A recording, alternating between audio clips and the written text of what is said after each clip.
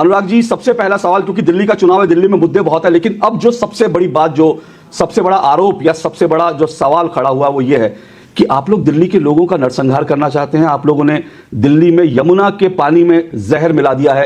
ये बहुत गंभीर, बहुत बड़ा आरोप अरविंद केजरीवाल जी ने बीजेपी पर लगाया। अरे झूठ बोल रहा है, ये झूठ बोल रहा है। कुछ लोग ऐसे हैं, जब से राजनीति में आए उनका जन्म ही झूठ की राजनीति के साथ हुआ। जो अपनी बेटियों की कसम झूठी खा सकते हैं, पत्नी की कसम झूठी खा सकते हैं, दिल्ली वालों की कसम झूठी खा सकते हैं। अब दिल्ली की सड़कों पे जाइए, सड़कें साफ नहीं, सांस लीजिए हवा साफ नहीं, नल खोलिए पानी साफ नहीं। अरे बाप रे, ये तो धोती खोल रहा है। जाकर देखिए तो कूड़े के पहाड़ वो साफ नहीं, यमुना जी के पास जाए तो यमुना जी साफ नहीं। तो अब तो जनता कहती है केजरीवाल साफ तो दिल्ली साफ हो जाएगी। आप देखिए ओखला में फ्लैट बने हैं, बाकी जगह फ्लैट बने हैं, गरीबों के लिए बने, वो क्यों नहीं दिए? 50,000 फ्लैट बने हैं, नहीं दिए। आज नौटंकी करते हैं कि मुझे ज़मीन दो, मैं फ्लैट बनाना चाहता हूँ। अरे भाई, जो बने वो तो दे दो। आप सब ने कोविड का टाइम देखा होगा, सांस लेने की तकलीफ जब होती थी तब ऑक्सीजन की ज़रूरत थी इलाज के लिए। ऑक्सीजन दिल्ली में नहीं मिलती थी, दिल्ली में बेड नहीं अस्पतालों में मिल पा रहे थे, क्योंकि अरविंद केजरीवाल उस समय अपने लंगोटिया यार मनीष सिसोदिया के साथ शराब नीति बना रहे थे। शराब वालों के 144 करोड़ माफ कर दिए और शराब नीति बना के 2026 करोड़ का घोटाला किया। पूरे देश भर में 13 करोड़ परिवारों को, अब तो 16 करोड़ से ऊपर हो गए, 16 करोड़ परिवारों को नल से जल की सुविधा मिल गई। हमारे पहाड़ों में 17,000 फीट की हाइट पे भी नल खोलो तो उसमें से स्वच्छ जल मिलता है। हिमाचल प्रदेश, हिमाचल में, दिल्ली में क्यों नहीं मिलता? मैं लेह लद्दाख गया, वहां पे भी मिलता है। दिल्ली में क्यों नहीं मिलता? क्योंकि अरविंद केजरीवाल जी ने जल जीवन मिशन की स्कीम को यहाँ लागू ही नहीं होने दिया। दोस्तों नमस्कार। दोस्तों, अनुराग ठाकुर जी को आप जानते हैं, बड़े जबरदस्त वक्ता हैं और बड़े साफ सुथरी उनकी छवि है। आखिरी इंटरव्यू ये चल रहा है, 5 तारीख को इलेक्शन है। केजरीवाल की जितनी भी कमियां थी, किन किन के इन्होंने स्टेज पे बताई हैं, और ये वाकई हकीकत है दोस्तों। दिल्ली की जो जनता है, ना उसको साफ पानी मिला है, ना साफ हवा मिली है, और ना ही साफ वातावरण मिला है। इतना बुरा हाल दिल्ली का जो किया हुआ केजरीवाल ने, सिर्फ और सिर्फ दुनिया के दिल्ली के लोगों को बेवकूफ बना के झूठ बोल के। जगह जगह पानी नहीं मिलता दोस्तों, हवा तो बहुत दूर की बात हो गई। कमेंट्स कीजिएगा वीडियो देख के, वीडियो को लाइक और चैनल को सब्सक्राइब जरूर कीजिएगा। Thank you very much. Anurag ji, सबसे पहला सवाल, क्योंकि दिल्ली का चुनाव है, दिल्ली में मुद्दे बहुत है, लेकिन अब जो सबसे बड़ी बात, जो सबसे बड़ा आरोप या सबसे बड़ा जो सवाल खड़ा हुआ वो ये है कि आप लोग दिल्ली के लोगों का नरसंहार करना चाहते हैं। आप लोगों ने दिल्ली में यमुना के पानी में जहर मिला दिया है। ये बहुत गंभीर, बहुत बड़ा आरोप अरविंद केजरीवाल जी ने बीजेपी पर लगाया। अरे झूठ बोल रहा है, ये झूठ बोल रहा है। कुछ लोग ऐसे हैं, जब से राजनीति में आए उनका जन्म ही झूठ की राजनीति के साथ हुआ। जो अपनी बेटियों की कसम झूठी खा सकते हैं, पत्नी की कसम झूठी खा सकते हैं, दिल्ली वालों की कसम झूठी खा सकते हैं। बात तो सही। क्या कहा था कि मैं बेटियों की कसम खाता हूं, राजनीति में नहीं आऊंगा? आए कि नहीं आए? अरविंद केजरीवाल जी आए। पत्नी की कसम खाकर कहा था कि मैं कभी कांग्रेस से हाथ नहीं मिलाऊंगा, मिलाया। यही अरविंद केजरीवाल जी ने 2020 में कहा था मैं यमुना जी में डुबकी लगाऊंगा, साफ करके दिखाऊंगा। अरे भाई, डुबकी लगाई कि नहीं लगाई? यमुना जी में डुबकी नहीं लगाई क्योंकि यमुना जी साफ ही नहीं करवाई। कारण क्या है? पैसा खा गए। एक नहीं, अनेकों जगह ऐसा किया, और आज यमुना जी इतनी प्रदूषित कर दी हैं। और केवल यमुना जी क्यों, अब दिल्ली की सड़कों पे जाइए, सड़कें साफ नहीं, सांस लीजिए हवा साफ नहीं, नल खोलिए पानी साफ नहीं। अरे बाप रे, ये तो धोती खोल रहा है।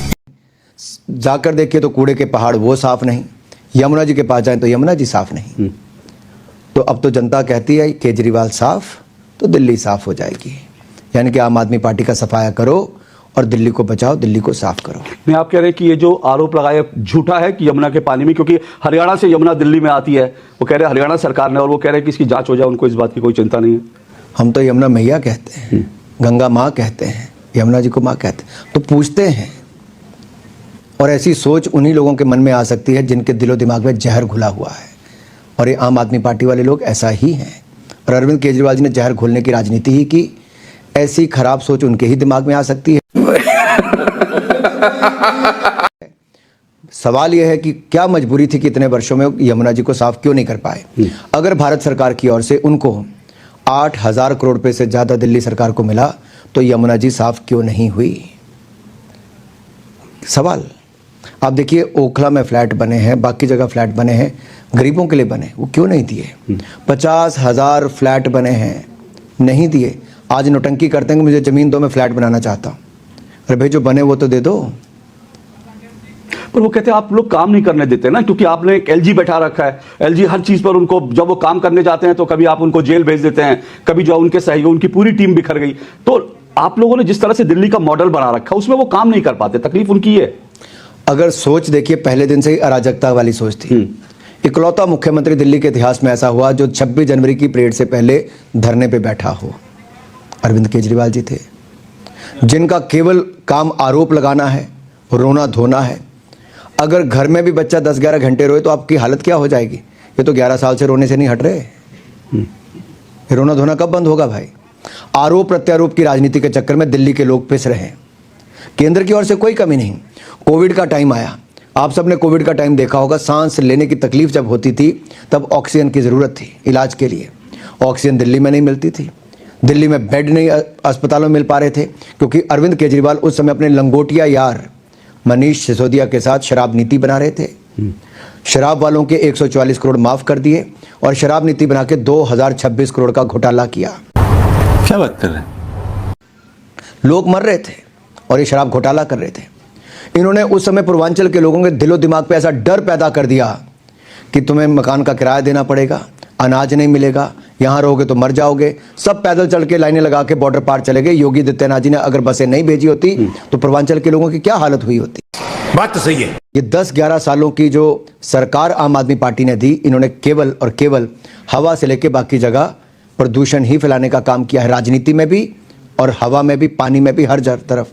यही अरविंद केजरीवाल जी आज से 5 साल पहले कहते थे पंजाब में कांग्रेस की सरकार है इसलिए वहां पे पराली जलती है और वहां का धुआं दिल्ली को प्रदूषित करता है। पिछले 3 साल से वहां पर आम आदमी पार्टी की सरकार है। केजरीवाल जी ने वहां जाकर तो नंबर 1 सिक्योरिटी वहां पे भी ले ली, दिल्ली की सिक्योरिटी भी ली, वहां पे भी ली। 2 जगह से Z+ सिक्योरिटी केजरीवाल जी ने ली। 60 लोग उनके साथ सिक्योरिटी के चलते हैं, जो कल तक कहते थे मैं एक भी व्यक्ति सिक्योरिटी का नहीं लूंगा। ये सब दोगलापन है। एक सर्वे हुआ, उसमें आधों से आधों के तो फेफड़े काले हो गए। बिल्कुल बिल्कुल, वो है एक उनके मुद्दा। जीवन उनका अगर 70 साल का था तो कम से कम 7 से 8 साल उनकी उम्र कम हो गई उस हिसाब से। यानी कि बहुत स्वस्थ नहीं जिएंगे तो लंबा नहीं जी पाएंगे और स्वस्थ नहीं जी पाएंगे। क्या दिल्ली की जनता को ऐसा वातावरण मंजूर है?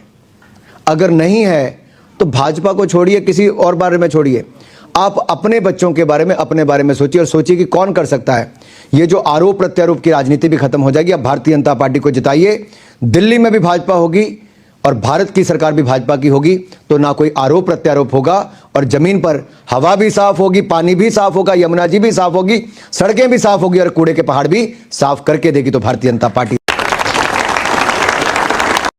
लेकिन अनुराग जी, बात यह है कि आप ठीक है सरकार में अभी नहीं है दिल्ली में, लेकिन क्या केंद्र में तो आप लगातार 10-11 साल से सत्ता में हैं। क्या ऐसा नहीं हो सकता कि दिल्ली सरकार के साथ केंद्र सरकार मिलकर काम करे? अल्टीमेटली अगर यहाँ के बच्चे जो हैं, अगर लोगों का लाइफ स्पैन कम हो रहा है, ये समस्याएं हैं, तो क्या केंद्र की जिम्मेदारी नहीं बनती? केंद्र ये कहे कि तो नहीं छोड़ सकती ना कि हाँ भाई दिल्ली में हमारी सरकार नहीं है। अशोक जी ने बड़ा अच्छा सवाल किया। वैसे भारत सरकार जल जीवन मिशन लेकर आई, पूरे देश भर में 13 करोड़ परिवारों को, अब तो 16 करोड़ से ऊपर हो गए, 16 करोड़ परिवारों को नल से जल की सुविधा मिल गई। हमारे पहाड़ों में 17,000 फीट की हाइट पे भी नल खोलो तो उसमें से स्वच्छ जल मिलता है। हिमाचल प्रदेश में, हिमाचल में, दिल्ली में क्यों नहीं मिलता? मैं लेह लद्दाख गया, वहां पे भी मिलता है। दिल्ली में क्यों नहीं मिलता? क्योंकि अरविंद केजरीवाल जी ने जल जीवन मिशन की स्कीम को यहां लागू ही नहीं होने दिया। अच्छा बात नहीं है। क्योंकि दिल्ली जल बोर्ड उनके पास था, उनको टैंकर घोटाले करने थे, लोग टैंकर की लाइन में लगाकर खड़े हों और 2-2 हज़ार रुपया देकर टैंकर मंगवा के काम करें। ये काम है। यहाँ के सीवरेज में किसके ट्रैक्टर लगे जो दिन रात करके सीवरेज को साफ करें? किसके लोग दलाली खा रहे हैं उसमें? अरविंद केजरीवाल जी को पूछिए जरा। और तो और ये जो स्मोक टावर दिल्ली में लगाए 28 करोड़ के, चलता है कोई एक भी स्मोक टावर? एक भी नहीं चलता है। सवाल अशोक जी ये है कि हमने आयुष्मान भारत योजना लेकर आए, 5 लाख रुपए का इलाज पूरे देश भर में, 60 करोड़ लोगों को मुफ्त में 5 लाख रुपए का इलाज मिलता है। दिल्ली सरकार ने क्यों नहीं लागू किया? हमने देश भर में 360 नए मेडिकल कॉलेज खोल दिए, दिल्ली सरकार ने क्यों नहीं किया? हमने 700 यूनिवर्सिटी से 1147 यूनिवर्सिटी खोल दी। दिल्ली में 500 स्कूल खुलने थे और 20 कॉलेज खुलने थे, एक भी कॉलेज नहीं खुला। और स्कूल कहां खुल पाए? कारण इन्होंने कुछ नहीं किया। जब मैंने कहा कि हमने 8,000 करोड़ यमुना जी को साफ करने के लिए दिए, वो भी कहां गायब हो गए? आखिरकार जवाब तो 11 साल की सरकार के बाद इनको देना होगा। क्या केवल अपना पोस्टर पे फोटो लगाकर दिल्ली की जनता को गुमराह करते रहेंगे? और कट्टर बेईमान दिल्ली के महाठग जो अपने आप को दिल्ली के शहंशाह कहते हैं, अरविंद केजरीवाल जी से मेरा बड़ा सवाल यह है, क्या आम आदमी पार्टी में एक भी ईमानदार व्यक्ति नहीं बचा? वो तो कहते हैं हमारी पार्टी पूरी ईमानदारों की, पढ़े लिखे लोगों की पार्टी है, कट्टर ईमानदार है, आप कहते हैं कट्टर बेईमान है वो। क्योंकि उन्होंने 2013 में कहा था जो बेईमानी करेगा, भ्रष्टाचार करेगा, वो तिहाड़ जेल जाएगा। सही पकड़े हैं। और 2013-14 के बाद 15 विधायक आम आदमी पार्टी के जेल में गए, 8 मंत्री जेल में गए, 1 सांसद जेल में गया, उप मुख्यमंत्री जेल में गया, मुख्यमंत्री जेल में गया। तो आप इतिहास में इकलौती ऐसी पार्टी और ऐसी सरकार है जिसके सांसद से लेकर विधायक और मुख्यमंत्री तक सब जेल में थे और जेल से सरकार चल रही थी। आज दिल्ली वालों को तय करना है, जेल से चलाने वाली सरकार का मुख्यमंत्री चाहिए कि आम जनता के बीच में बैठकर चलाने वाला मुख्यमंत्री चाहिए। पर सब वो ये कहते हैं कि भाई हमारे पास तो एक पैसा नहीं मिला, आप शराब घोटाला हजारों करोड़, कहते हैं देखो जी मेरे पास एक पैसा नहीं मिला, मनीष सिसोदिया के ताला खुला तो उनके लॉकर में झुंझुना मिला, तो पैसे कहां गए अगर घोटाला हुआ है तो? आपने अपना फोन कब से बदला पिछली बार? मुझे हो गए 4-5 साल। उन्होंने 4 महीने के अंदर 70 मोबाइल फोन तोड़े और बदले। अरे बाप रे, ये तो धोती खोल रहा है। आप में से कौन है जो 4 महीने में भी 70 मोबाइल फोन बदलता है? मुझे नहीं लगता कि इतनी किसी की तो कौन था ऐसा व्यक्ति, क्या था उसमें डेटा छिपा हुआ जो 4 महीने में 70 मोबाइल फोन तोड़ दे? और ऐसा नहीं है, क्या वो आरोप मुक्त हो गए? हुए क्या? नहीं, आरोप मुक्त नहीं हुए, उनको केवल बेल मिली है। जेल जाना फिर वापिस है। अभी फिर मुकदमा चलेगा अरविंद केजरीवाल जी, मनीष सिसोदिया जी और इनके बाकी साथी जिन्होंने घोटाला किया। हमारा जनता से वायदा है, जिन्होंने क्लासरूम घोटाला किया, जिन्होंने मोहल्ला क्लिनिक घोटाला किया और जिन्होंने शराब घोटाले से लेकर ऐसे अन्य घोटाले किए, एसआईटी की जांच बिठाएंगे और इनको जेल की हवा खिलाएंगे। मजा आया, और मैं ये जो मजा है हिंदुस्तान के हर व्यक्ति को देना चाहता हूं।